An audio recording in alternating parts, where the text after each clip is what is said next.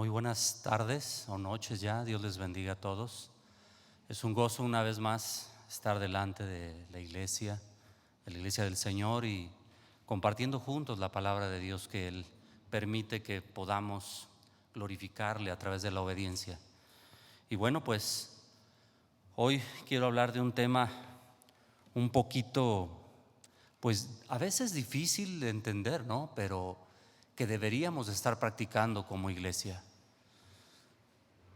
A veces el hablar y decir aborrecer, amar a los que nos aborrecen, es fácil decirlo, ¿no?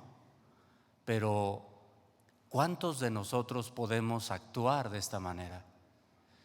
Vemos lo que hace David en la relación de amar a sus enemigos y decimos, a lo mejor David era superdotado, a lo mejor David tenía un don especial, y no, vemos que es un David que en algunos momentos o en muchos momentos tuvo un tipo de Jesús, pero vemos a otro David del otro lado y vemos a un hombre perverso, malo, deseoso de hacer lo malo y todas esas cosas, ¿no? También. Pero en relación a la iglesia, yo creo que debemos de ver de alguna manera cómo nosotros nos mostramos a veces ahí. Porque David no fue perfecto, ¿verdad? Pero sí podemos identificarnos con algunas situaciones por las cuales él muestra cómo debe de vivir el que es bajo el gobierno de Dios. Y así es como deberíamos de ser, sin ver el lado oscuro de David. Sin embargo, David, como les comento y como lo hemos ido viendo, también era un hombre humano, con equivocaciones, con resbalos y con cosas que sí podemos aprender. En diferencia a Saúl, un hombre que se arrepentía cuando Dios le mostraba su pecado. La pregunta es, ¿nosotros también cuando Dios nos muestra nuestro pecado nos arrepentimos? Entonces, ¿estamos dando los mismos pasos o siguiendo los pasos del que nos dio la vida y llegar a la meta que Dios nos ha trazado para poder llegar a ella? Amén. El tema de hoy entonces es amando a los que te aborrecen. Vamos al texto en segunda de Samuel, capítulo 19.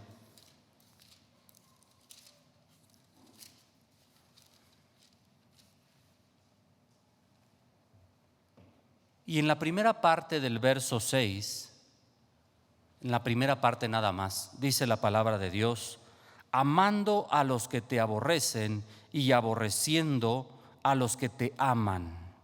Amén. Vamos a orar. Bendito Dios, en esta noche, Señor, te damos gracias. Nos has permitido un día más de vida y creemos en tu palabra, en tu voluntad, en lo que tú estás haciendo cada día. Haznos crecer, Señor, en esta palabra que tú nos has hablado y que podamos vivir, Señor, cada día forjándonos en ella. Que podamos ser siervos fieles, que podamos ser siervos que cuando tú nos hablas podemos obedecer y creyendo en tu voluntad. Te damos toda la gloria, Señor. Gracias por este tiempo maravilloso. Que hoy, Señor, sea un día especial porque tú nos hablas. Amén. Bueno, hemos estado meditando la palabra y vemos que hasta este momento cómo es que el hijo amado de David, Absalón, se rebela contra él, hace un golpe de estado, se levanta contra su padre y con los de Israel juntamente con él, y lo apoyan para derrocarlo en el reino. Hasta ahí todos hemos visto, ¿verdad? ¿Cómo es que este varón sin más sensibilidad se levanta contra su padre y todo esto vemos a David, a un David que pese a la situación, él dice: es mejor que nos vayamos por amor al pueblo. O sea, él no veía tanto por él, sino por el pueblo. Y de alguna otra manera también él veía una situación en la cual él se ve involucrado aún todavía por las situaciones que habían pasado anteriormente con lo que había cometido en pecado delante de Dios. Y entonces todo esto él dice: pues es necesario apartarnos de este lugar y dejar a mi hijo que haga lo que tiene que hacer, porque así Dios lo ha determinado. Y entonces él tiene que huir, él tiene que correr de ese lugar. Amén. Y dice ahí en el capítulo 19,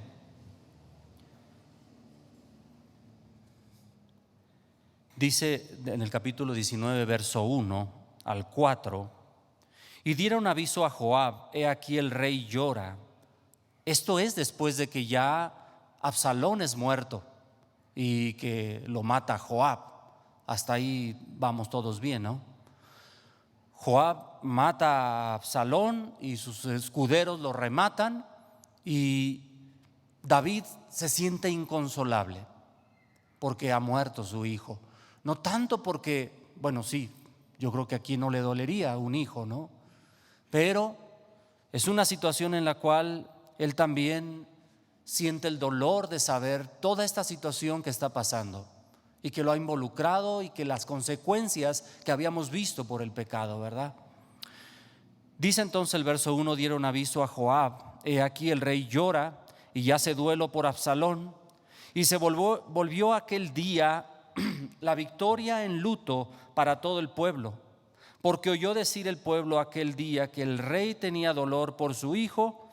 Y entró el pueblo aquel día en la ciudad, y escondidamente, como suele entrar a escondidas el pueblo, avergonzado que ha huido de la batalla. Mas el rey, cubierto el rostro, clamaba en alta voz: hijo mío, Absalón, Absalón, hijo mío, hijo mío. Y lloraba entonces el rey por su hijo. Y esta situación solamente la puede entender un padre que ahora ve morir a su hijo y que había encargado a sus líderes, a sus guerreros, que tuvieran cuidado de él. Y David podía haber hecho venganza, ¿no? Porque era su hijo. Sin embargo, vamos a ver a un David, como le digo, del lado de Dios, misericordioso, entendible, que no hace venganza, que entiende la situación por la cual está pasando y que puede, pues de alguna manera, ser consolado por Dios, porque Él es el único que puede hacer estas cosas. Pero la demás gente no lo entiende. Aún así, vemos en estos versos que pareciera que existe gente, o de hecho hay gente que se goza con el dolor de los demás, ¿verdad? ¿Por qué le digo esto? Porque Ahimaas, hijo de Sadoc, quería llevar el mensaje primero a David, de la muerte de David, de la muerte de Absalón. Ajá. ¿Y qué le dice Absalón? ¿Qué le dice su padre o el general? Le dice: no te van a dar un premio porque lleves esta noticia. Al contrario, puede ser repercutivo, ¿no? Por eso no vayas tú, le dice. Y manda a un eunuco. Ajá. Entonces manda, a un etíope. Y entonces es el que da la noticia al rey. Aunque Ahimaas corre más fuerte y da la noticia primera y después el etíope. Aunque habíamos visto que David había dado esa orden a sus generales que cuidaran al joven Absalón. ¿Sí se acuerda de esto? ¿Sí? Y bueno, pues vamos solamente a recordar esto. En el capítulo 18, en segunda de Samuel, cuando tienen que enfrentar al pueblo de Israel, David se levanta, dice en el capítulo 18, verso 1: David pues pasó revista al pueblo que tenía consigo y puso sobre ellos jefes de millares y jefes de centenas. Dice en el verso 5: y el rey mandó a Joab y a Abisai y a Itaí, diciendo: tratad benignamente por amor de mí, o sea, por amor de mí, al joven Absalón.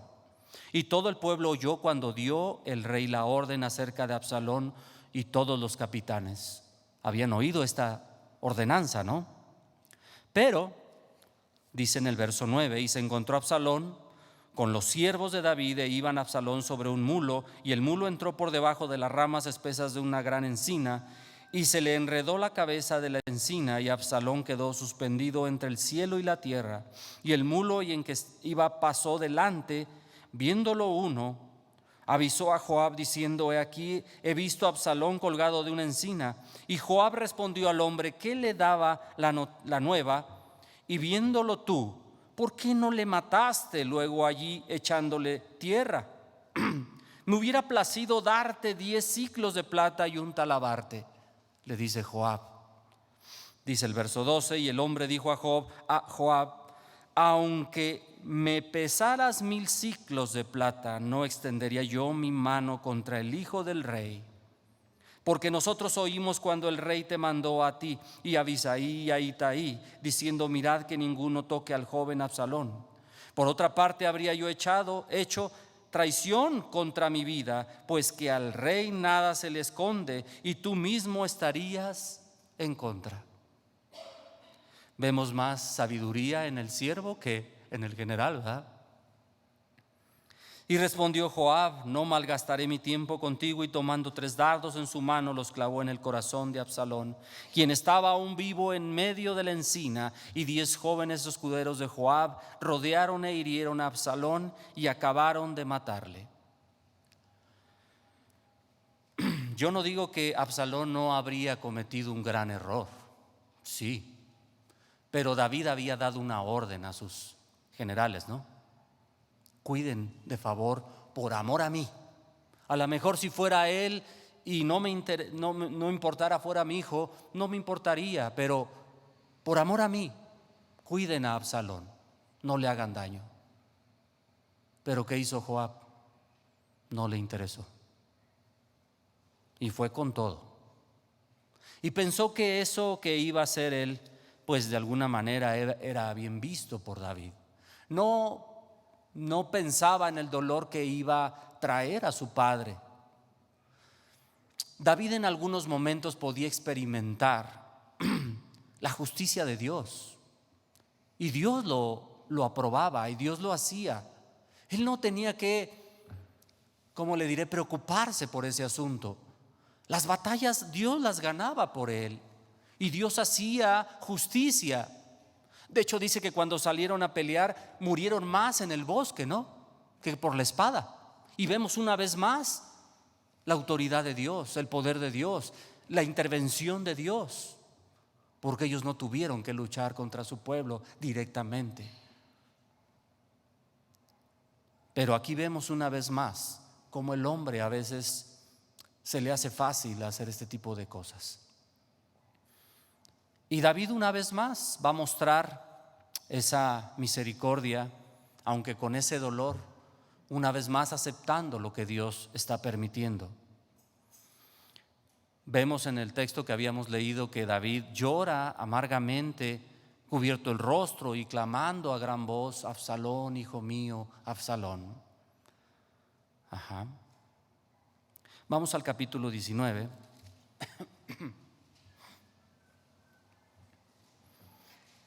En el verso 5,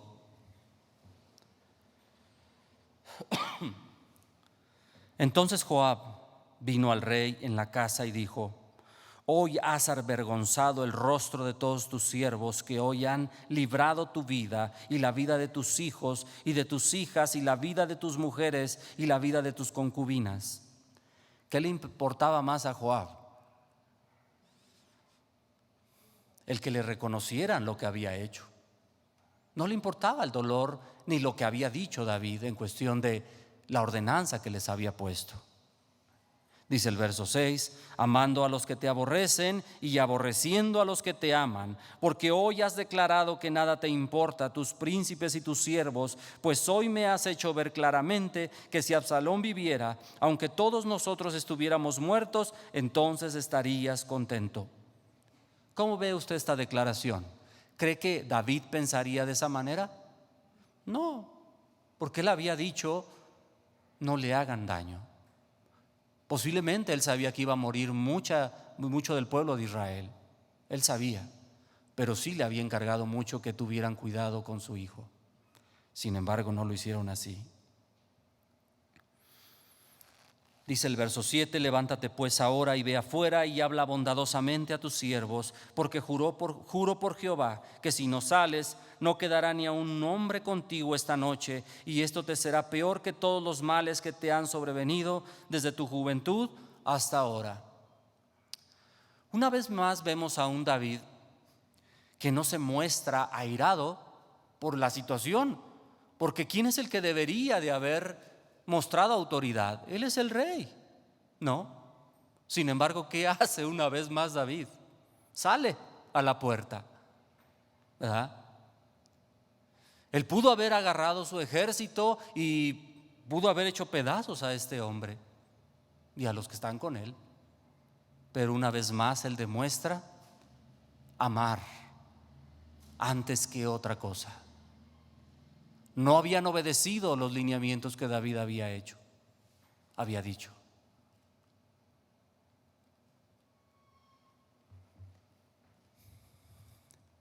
Joab, entonces vemos que le dice al rey que debería de estar contento, gozoso, de saber que sus enemigos han perecido. Pero veamos qué corazón tenía David ante sus enemigos. ¿Qué dicen ellos?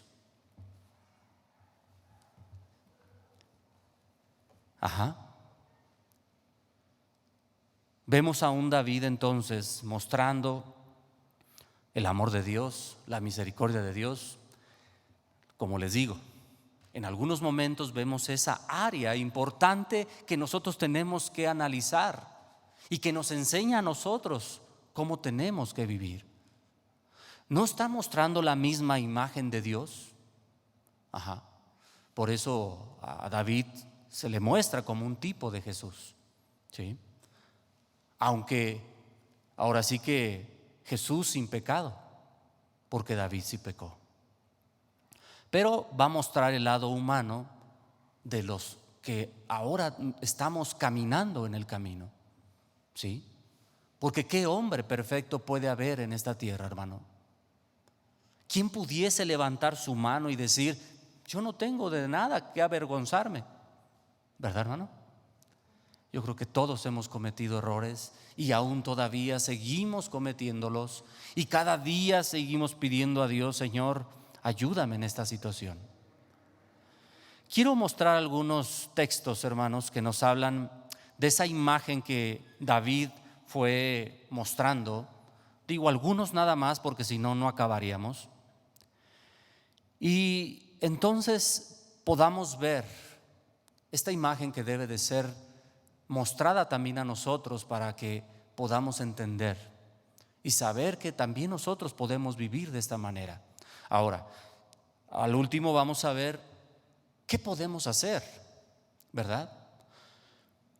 A lo que voy es, ¿depende de nosotros o es Dios el que está actuando en la vida del creyente y que Dios ha llamado, ¿verdad? Porque si fuera por nosotros, pues entonces dime qué estrategia o qué método utilizas, ¿no?, para hacerlo.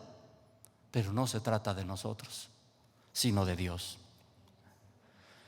Vamos a primer libro de Samuel, hermanos, y vamos a ver algunas cosas solamente de David.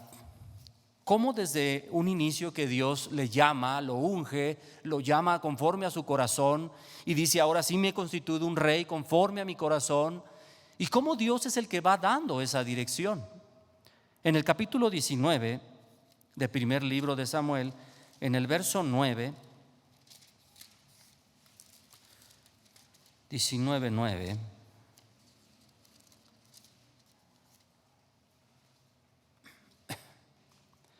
Dice la palabra de Dios: y el espíritu malo de parte de Jehová vino sobre Saúl. Y estando sentado en su casa tenía una lanza a mano, y mientras David estaba tocando, y Saúl procuró enclavar a David con la lanza a la pared, pero él se apartó de delante de Saúl, el cual hirió con la lanza en la pared, y David huyó y escapó aquella noche. ¿Qué quería hacer su suegro? Matarlo. No creo que le puso una manzana en la cabeza, ¿eh? Quería matarlo, pero Dios lo libró. Verso 15: volvió Saúl a enviar mensajeros para que viesen a David, diciendo: traédmelo en la cama para que lo mate. O sea, yo quiero hacerlo. Si él está durmiendo, quiero que me lo traigan vivo, porque yo lo quiero matar. Imagínense. También cuando Saúl manda por mano de Doeg edomita a matar a los sacerdotes de Nob por haber ayudado a David, mató en ese tiempo 85 que vestían efod, sacerdotes, por lo que habían ayudado a David. Y David se da cuenta de todo esto. Era para que David fuera creando en su corazón odio, rencor, coraje contra este hombre, ¿no? Pero no vemos a ese David. Y bueno, para no hacer mucha historia, cuando Saúl muere, en 2 de Samuel capítulo 1, miren a David.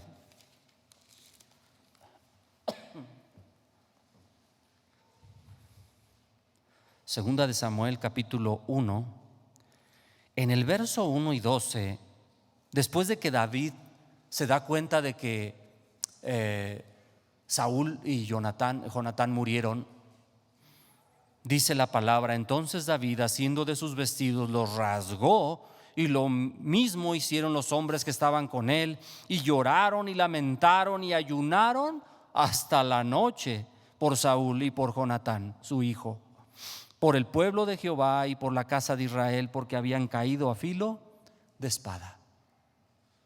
Una vez más vemos a un David con el corazón de Dios. ¿Sí? Digo, si hiciéramos un historial de cuántas cosas no le hizo Saúl a David, hermanos, diríamos: oye, pues de hecho le decían a cada ratito, ¿no? Sus siervos: mira, Dios te lo ha puesto, solamente está en que lo enclaves. ¿Y qué hizo David? Quiso atentar en un momento y le rasgó un pedacito. ¿Y cómo se sintió David? Por un pedacito. Ya se sentía un hombre que había traicionado lo que Dios había hecho. Entonces vemos a un David mostrándonos una vez más esa imagen de Dios. Bueno, y después hasta 2 de Samuel capítulo 16.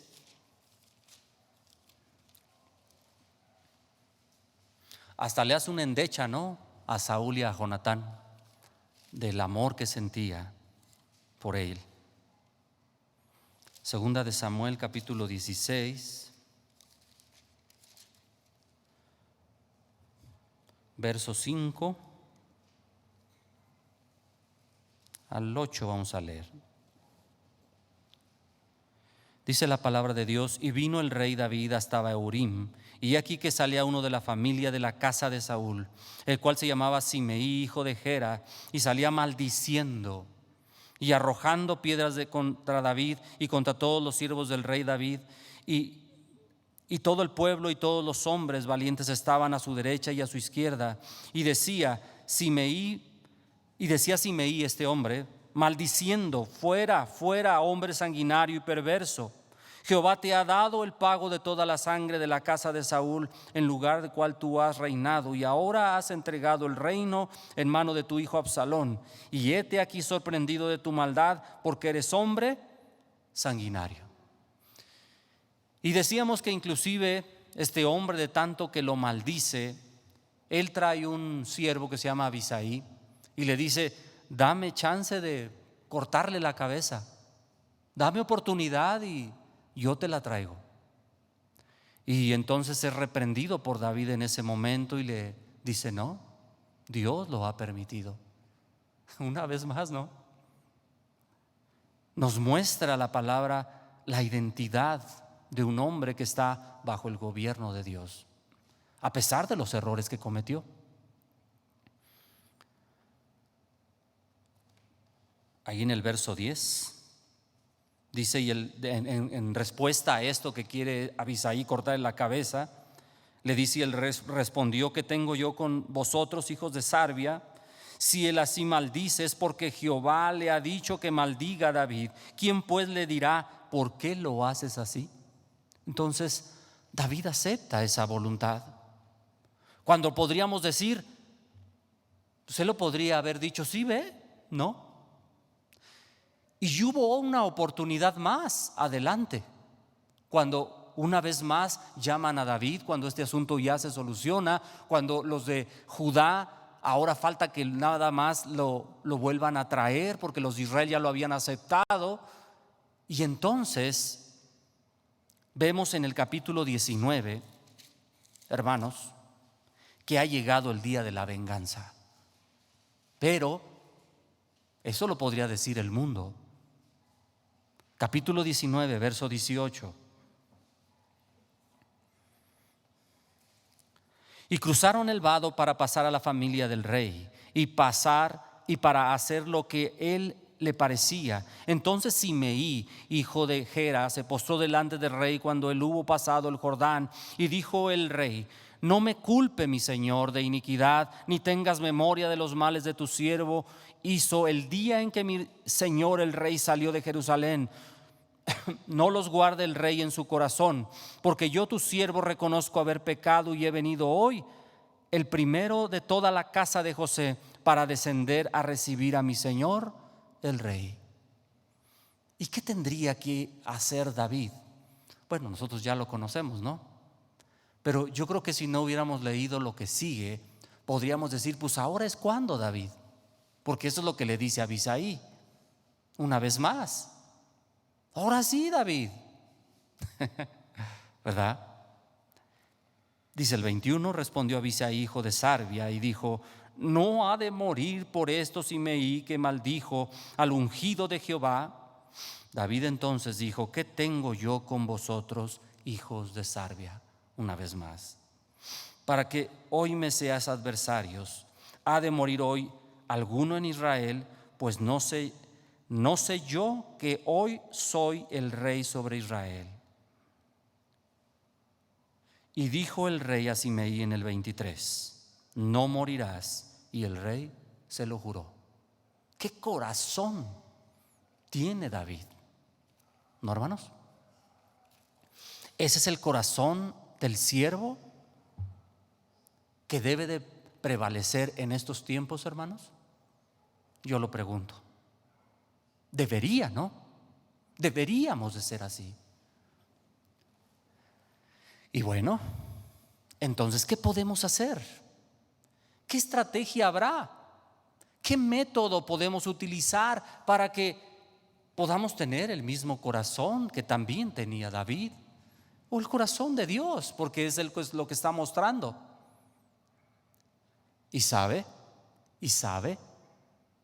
Dios ya hizo esa obra en nosotros. A veces no lo sabemos. Pero en Ezequiel 36, 24, para los que no se saben este texto, sí quiero que lo leamos por amor a los demás. Lo hemos leído muchas veces, pero esto es lo que Dios hizo en nuestras vidas cuando Él nos llamó. Y usted me preguntaría: bueno, hermano, ¿y entonces por qué a veces aún todavía pasa esto y el otro y allá? Bueno, yo le pregunto igual: ¿por qué David también se dejó dominar por la carne? ¿Verdad? Y nos está mostrando eso. Y no es justificación para que nosotros podamos decir: ah, bueno, pues porque David, entonces yo también. No. No quiere que veamos eso para aprender, sino para poner atención que podemos caer también. ¿Sí, hermanos? Ezequiel 36, verso 24. Mire, esta obra es la que Dios hizo en nuestra vida. Y yo os tomaré de las naciones. Él ya lo hizo, ¿no? Y yo os recogeré de todas las tierras, y os traeré a vuestro país, y esparciré sobre vosotros agua limpia, y seréis limpiados de todas vuestras inmundicias, y de todos vuestros ídolos os limpiaré. ¿Y qué más va a hacer Dios? Dice Dios en el verso 26: y yo os daré corazón nuevo, y pondré espíritu nuevo dentro de vosotros, y quitaré de vuestra carne el corazón de piedra, y os daré un corazón de carne. Amén. Yo no sé si usted se ha dado cuenta, hermano, pero del día que Dios nos llamó, nuestro corazón no es igual. No me estoy refiriendo al músculo, me estoy refiriendo al estilo de vida. Me estoy refiriendo a la forma de actuar. Antes decíamos, véngate. Antes decíamos, pues si me dio 2, yo le doy 4. Antes decíamos, si me robó, pues yo voy a ver la manera como le hago para también. Y no, hermanos, hoy no. Hoy nuestra vida es diferente. No sé, la suya, ¿no? Pero pues muchas cosas hemos experimentado. Dice el Señor que entonces pondría un corazón de piedra, quitaría el corazón de piedra y los daría un corazón de carne, y pondrá dentro de vosotros su espíritu. ¿Para qué? Para que andemos en sus estatutos y guardemos sus preceptos y los pongamos por obra. O sea, no es por nosotros, es por lo que Dios ya hizo en nosotros. Por eso es que nosotros podemos obedecer.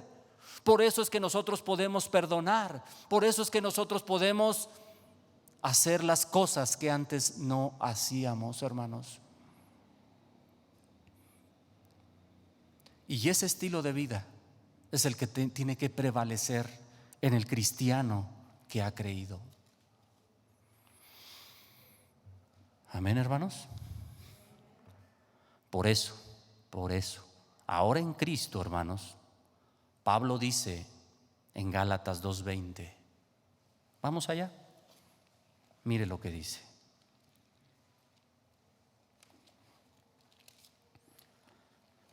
Gálatas 2:20. Con Cristo estoy juntamente crucificado. Mire lo que dice, y ya no vivo yo. ¿Sí? Mas vive Cristo en mí. Y lo que ahora vivo en la carne, lo vivo en la fe del Hijo de Dios, el cual me amó, se entregó a sí mismo por mí. ¿Quién hizo esa obra? Dios, a través de Cristo. Y ya no vivo yo, sino Cristo vive en mí. Por eso es que podemos hacer las cosas.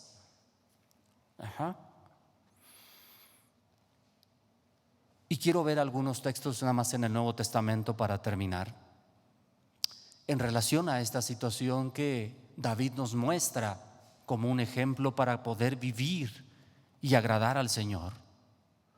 ¿Cómo nos enseña Jesús ahora en el Nuevo Testamento? Esa vida del creyente, del discípulo que Dios ha llamado. En Mateo capítulo 5,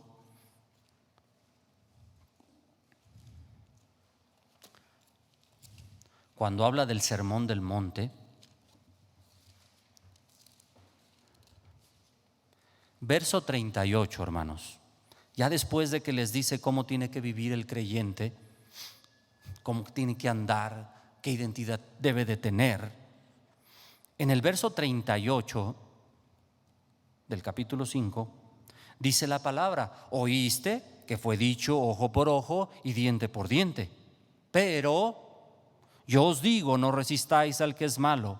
Antes, a cualquiera que te hiere en la mejilla derecha, vuelve también la otra. ¿Quién puede vivir de esta manera, hermanos? ¿Quién? Diga yo. El que ha sido renovado, el que has nacido de nuevo. ¿Sí, hermanos? A veces es difícil decir yo, pero debería de ser así. Dice el verso 40: y al que quiera ponerte a pleito y quitarte la túnica, déjale también la capa. ¿Lo podemos hacer? Y cualquiera que te obligue a llevar carga por 1 milla, ve con él 2. Al que te pida, dale. Al que quiera tomar de ti prestado, no se lo rehuses. Oíste que fue dicho: amarás a tu prójimo y aborrecerás a tu enemigo. Pero yo os digo: amad a vuestros enemigos. ¿No se habrá equivocado el escritor? No. Yo os digo: amad a vuestros enemigos. Bendecid a los que os maldicen. Haced bien a los que os aborrecen. Y orad por los que os ultrajan y os persiguen. ¿Para qué? Para que seáis hijos de vuestro Padre que está en los cielos, que hace salir su sol sobre malos y buenos, y hace llover sobre justos e injustos. ¿Cómo es Dios? Y así quiere que nosotros vivamos, hermano. ¿Será difícil, hermano, vivir de esta manera? Cuando queremos hacerlo en nuestras fuerzas, hermano, sí, porque el hombre nunca podrá. Pero cuando se deja gobernar por Dios, lo puede hacer. Acuérdese, Gálatas 2:20: ya no vivo yo, sino Cristo vive en mí. ¿Sí, hermanos? Y para prueba un botón, vamos a Lucas 23.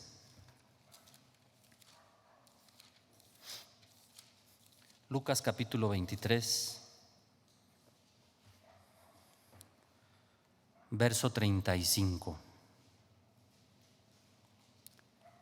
Dice la palabra, Lucas 23, 35: y el pueblo estaba mirando, y aún los gobernantes se burlaban de él, diciendo: a otro salvó, sálvese a sí mismo, si este es el Cristo, el escogido de Dios. Los soldados también le escarnecían, y acercándose y presentándole vinagre y diciéndole: si tú eres el rey de los judíos, sálvate a ti mismo.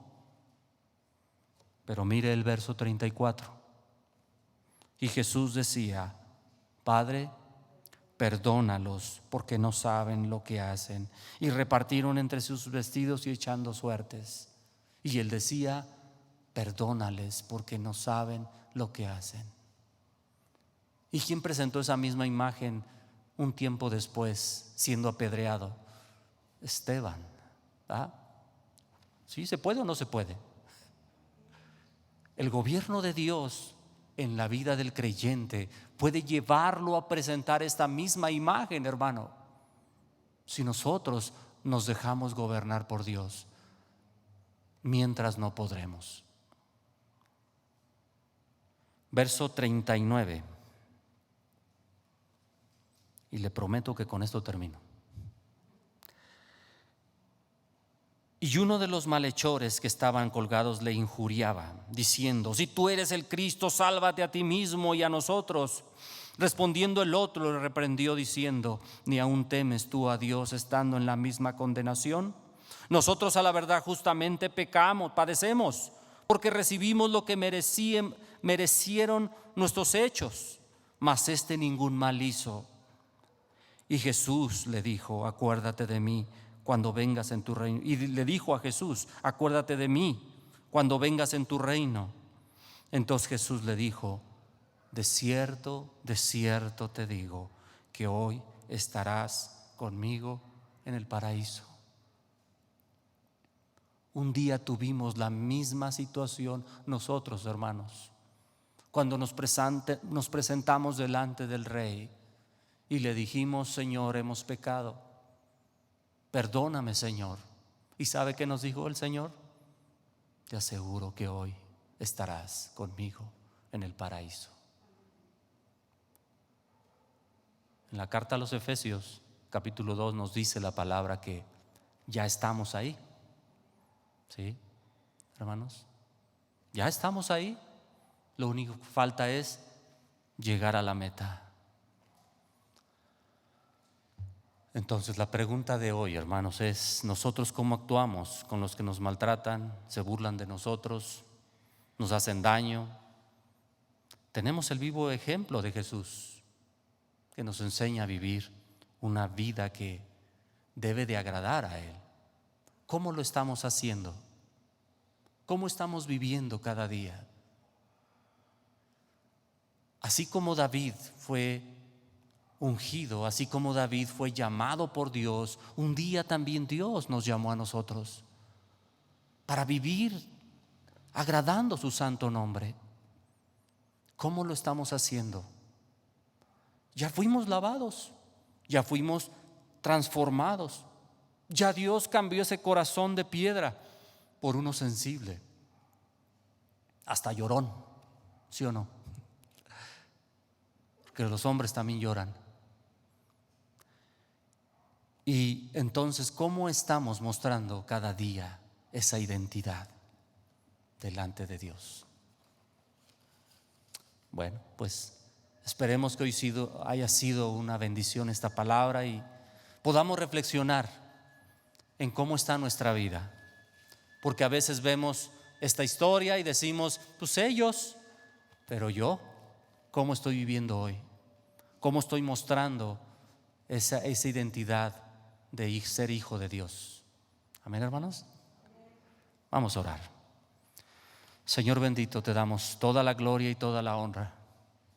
Tú eres el único Dios que puede transformar nuestro corazón. Tú eres el único Señor que puede dirigirnos cada día. Gracias por todo lo que has hecho. Ayúdanos, Señor, si este día, Señor, yo tengo que ponerme a cuentas con alguien, Señor, dame fuerzas, ayúdame, enséñame, dirígeme.